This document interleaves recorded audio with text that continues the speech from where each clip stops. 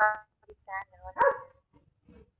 Dear Lord, I offer you this evening all that I shall think or do and say, uniting it with what was done by Jesus Christ, your only Son. Amen. So before I discuss my topic, let's attendance first. Say present when your name was called. Abayon Cherry Ann, present. Arcelius Irish Kate, present. Paterna Camille Ann, present. Baiten Marian Jane, present. Marcero Gisan, Nashaga, Canales Lavini, present. Kananama Steph, present. Pugal Michelle, present. Dilarama Ashley, present. Yurango Jonalyn, present. Cordario Sharamay, present. Luciaha Gian, Present. Makachor Nicole, present. Malinaw Isaac, Mendez Maribeth, present. Nibato Grace, present. Pagubo April Rose, Pamada Wizel May, present. Santillan Angel, present. Tanyo Hanimay, present. Pero Gia Marie, present. Sadlasan Kate, ay, sorry. Sadlasan Kate, present ka.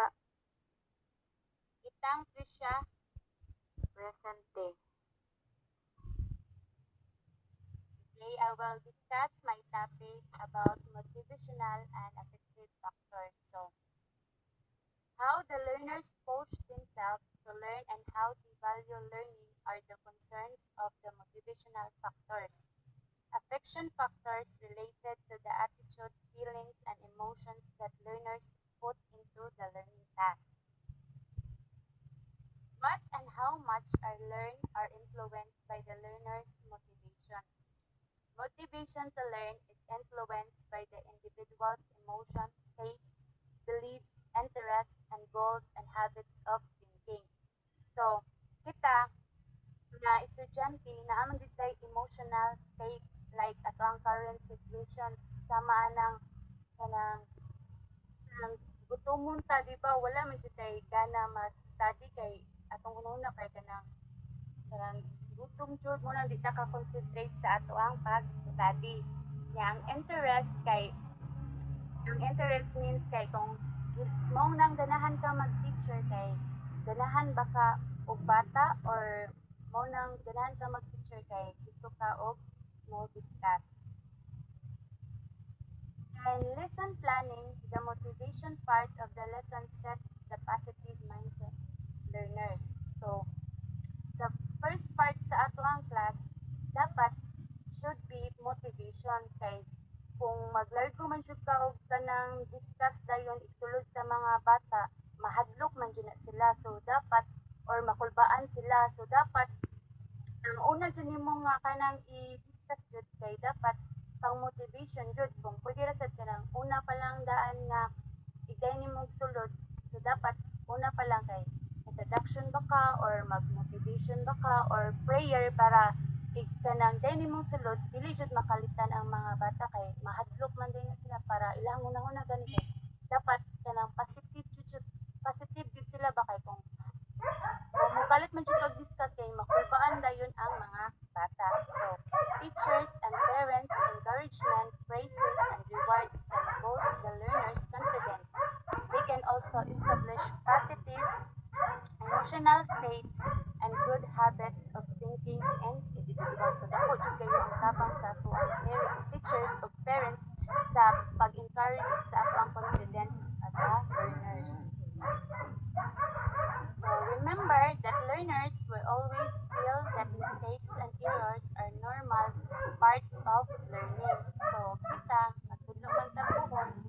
So dapat dili nato kasab-an ang bata og dili sila kasabot. So dapat i-allowed nato sila kung na sila sayop kay para kalibaw sila kung asa sila dapat continue sa ilahang pagkahibaw kay kung gusto man jud ka nga dili sila kasabot kay mas dili na noon kasabot ang mga bata hinuon. So dapat ato gid sila i-continue ang atong pagtudlo.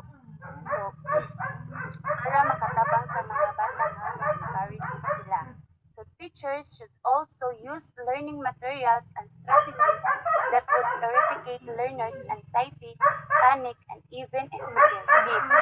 So kita sa una ay makabati mo mo siya langgod sa una nga di-care pa sila kay pugson din na sila sa mga inahan nga kanang pasudlon mo na ang muhilak na lang jud ang mga bata kay di pa kinder di na sila ganahan nga mapapiya sa mga mama. So pugson din na sila og kanang pasud sa eskwelahan mo na manhilak pero karon buta kita ba mo sa TikTok kay karon ang ilang pamaagi sa mga teachers kay igdayon sulod sa mga bata kay na sila bag-ong ka ng options like ilay ipalingaw-lingaw bang ilay kanang mo ang teachers nasa sa gawas niya ang ilang pagtun-ang kanang mga bata nga ilang tagan og options kung gusto ba sila og hug or appear kay dako man jud kay naabtabang sa mga estudyante kay para makapil po sila nga anang dili jud kahadlukan nga mosulod sa eskwelahan. The learner's creativity, higher order thinking, and natural curiosity all contribute to the motivation to learn. There are two kinds of motivation. So, intrinsic and extrinsic. So, intrinsic is manifested when an individual engaged is an activity or task that is personally gratifying. So, kapasabot ani ang intrinsic kay kasagaran ani kay na din siya sa high school, like ang high school means to. Ang high school kay dili naman na siya pugsununon nga eskwela na dito kay para makakaton ka kasagaran sa high school kay ilaha naman yun ang decision niya ay dili ko mo eskwela feel na ko kay eskwela ko mo na siya ang intrinsic niya. Ang extrinsic motivation kay meanwhile it's direct opposite. A person engaged in a task or activity to earn external rewards or to avoid punishment in some situations. Kani siya kay kasagaran na din siya sa mga elementary or sa mga daycare kay kasagaran ba kay kanang tagaan nimo sila ang mga bata kay tagaan nimo og kanang candy or kuan para kanang malingaw sa sila like kung ma-perfect sila tagaan ba nimo sila og kanang star nga sticker or kanang candy more siya og reward sa mga bata.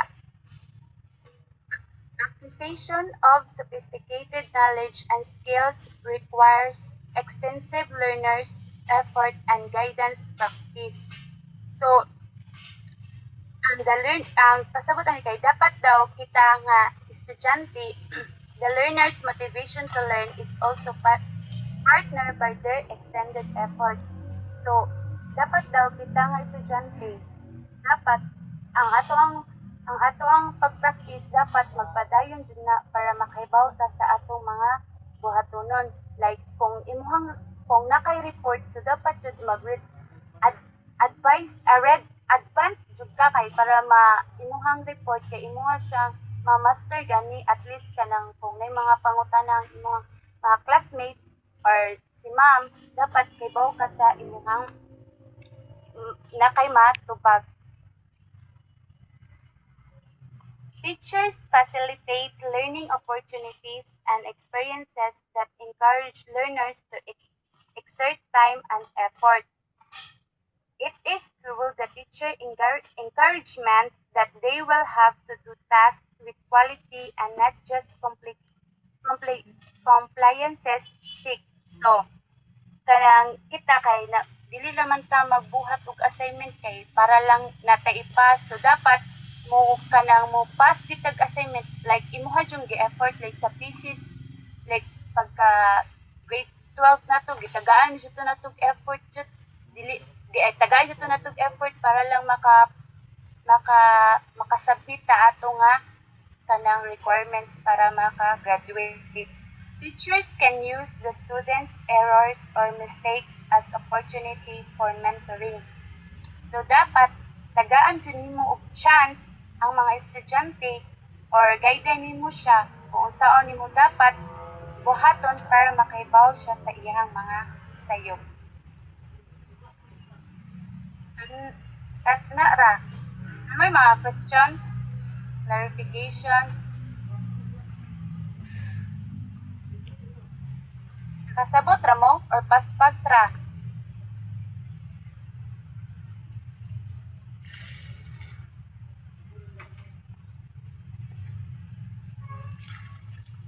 May pangutan na ga? Wala ra ate. Sa nangupa na aba? Wala ra ate. Okay ra? Ate, wala ra. Thank you sa pagpaminaw. Thank you kay ninyo ha. Appreciate na ko. Thank you.